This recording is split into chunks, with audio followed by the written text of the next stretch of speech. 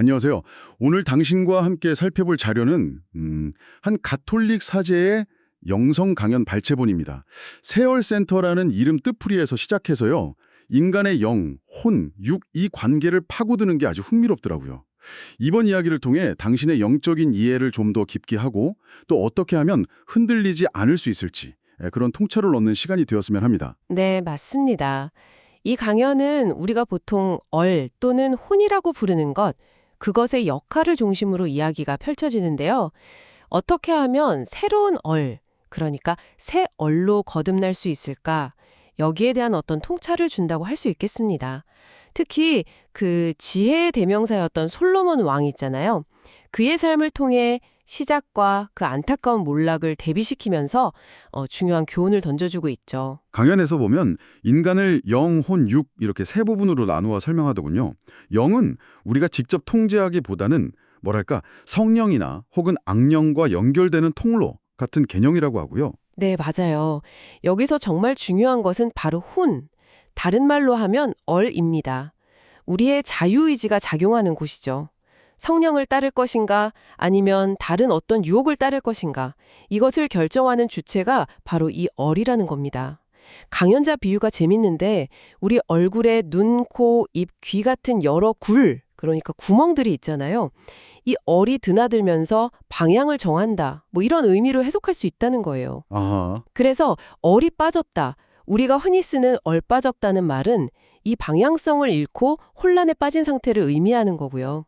그러니까 그 얼이 선택하고 결정하는 주체이고 영이나 육은 거기에 영향을 받는다는 말씀이시군요. 그럼 얼의 방향이 정말 중요하겠네요.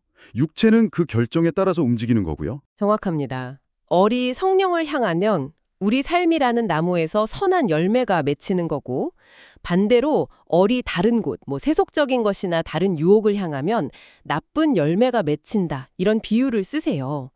결국 영적인 삶의 주도권은 우리 의지가 작용하는 바로 그 얼에 달려있다는 메시지죠.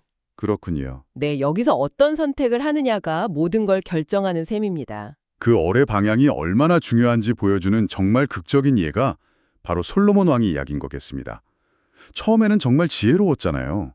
성전 봉헌 기도할 때 하늘 위에 하늘이라도 주님을 모시지 못할 터인데 이러면서 하느님의 초월성을 깊이 인정하고 또 그 유명한 두 어머니 재판에서는 정말 감탄할 만한 지혜를 보여줬고요. 네, 맞아요.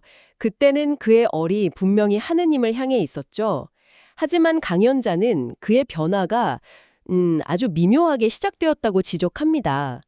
예를 들어 하느님 성전 건축에는 7년이 걸렸는데 자기 궁전 건축에는 13년이 걸렸다는 사실. 여기서 이미 마음의 우선순위가 조금씩 흔들리고 있음을 암시한다는 분석이죠. 시간의 차이가 의미심장하네요. 네. 그리고 결정적인 것은 그 수많은 이방인 아내들을 받아들이고 그들의 우상 숭배를 용인하면서부터입니다. 이러면서 하느님이 삶의 최우선순위에서 밀려나게 된 거죠.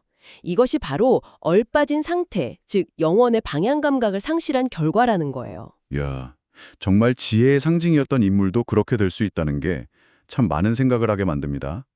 그래서 뱀처럼 슬기롭고 비둘기처럼 순수하라는 말씀처럼 늘 깨어서 분별해야 한다는 경고로 들리네요. 맞습니다. 솔로몬처럼 되지 않으려면 결국 끊임없이 자신을 돌아봐야 한다는 거겠죠. 그게 바로 강연에서 강조하는 쇄신과 연결됩니다. 늘 같은 방식에 머무는 소위 늙은이 교회처럼 영적 성장이 멈추는 것을 경계해야 한다는 겁니다. 쇄신? 네, 형식적인 고백성사를 넘어서 진정한 회개를 통한 정화, 그리고 성화가 필요하다고 말하죠. 악령이 떠난 집이라도 스스로 깨끗이 치우고 거룩함으로 채우지 않으면 오히려 더 나빠질 수 있다는 비유가 아주 인상적이었습니다. 그렇군요. 특정 사제나 어떤 인물에게 의존하지 말고 영원하신 하느님만 바라보라는 조언도 같은 맥락이겠네요. 사람은 오고 가지만 신앙의 중심은 변치 않아야 한다는 것. 이 또한 지나가리라는 솔로몬의 반지 글귀를 인용한 부분도 기억에 남고요. 그리고 강연에 또 다른 흥미로운 지점이 있는데요. 바로 영적 은사에 대한 어떻게 보면 좀 비판적인 시각입니다. 특히 성령 강림 대축일 같은 때 신자들이 마치 제비 뽑기 하듯이 은사를 뽑는 관행에 대해서 문제를 제기하거든요. 아, 은사 뽑기요. 저도 들어본 것 같아요. 네, 강연자는 우리가 이미 세례와 견진성사를 통해서 지혜, 이해, 분별력 같은 개인의 영적 성장을 위한 7가지 기본 은사를 받았다고 강조합니다. 아, 이미 받은 은사가 있다. 그럼 흔히 말하는 9가지 은사, 지혜의 말씀이나 이런 것들은 뭔가요? 네, 그 공동체 유익을 위한 9가지 은사들, 예를 들어 지혜의 말씀, 지식의 말씀, 믿음, 치유 같은 것들은요, 개인의 영적 성숙이 어느 정도 이루어진 후에 주어지는 것이라고 봅니다. 그런데 이 모든 은사보다 더 중요한 것은 결국 사랑이라고 아주 강력하게 말합니다. 사랑이 우선이다. 그렇죠.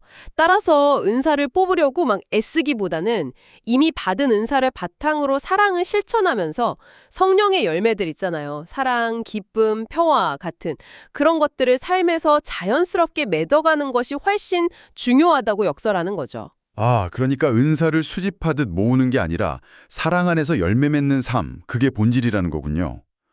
오늘 살펴본 이 강연 내용은 결국 우리의 즉 영혼이 늘 깨어서 올바른 방향을 잡고 또 끊임없이 새로워져야 한다는 메시지를 아주 강하게 던져주는 것 같습니다. 솔로몬의 이야기가 정말 큰 경각심을 주네요. 그렇습니다.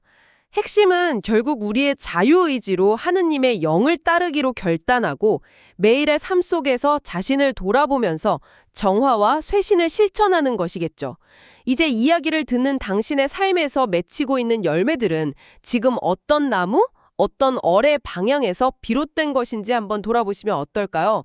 혹시 당신에게도 새 즉 새로운 영혼의 방향 설정이 필요한 순간은 아닌지 스스로에게 질문을 던져보는 것도 의미 있을 것 같습니다.